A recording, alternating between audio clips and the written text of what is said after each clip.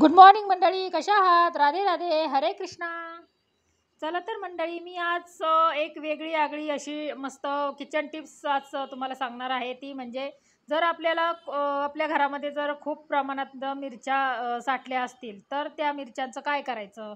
मग ते जर जर जास्त नाही आपल्याकडून वापर झाला तर त्या मिरच्या मग आपण खराब होतात आणि मग आपण टाकून देतो, हो की नाही.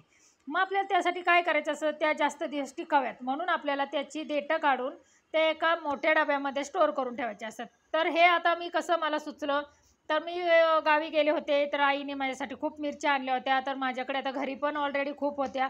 आधी एवढ्या सगळ्या मिरच्यांचं करायचं काय, म्हणून मग माझ्या आजीने मला सांगितलं की मिरच्यांची देठ काढून ठेवले की मग त्या खूप दिवस टिकतात, फ्रीजमध्ये ठेवून द्यायच्या म्हणजे त्या खराब होत नाहीत.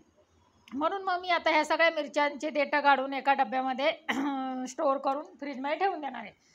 तर बघा मंडळी, या छोट्या-छोट्या गोष्टीमध्ये किती आपल्याला माहिती असायला हवी. जे किचनमध्ये आपण जे आता काम करतो, स्वयंपाक करतो, तर आपल्याला ह्या बारीक-सारीक गोष्टी माहिती असायला हव्यात.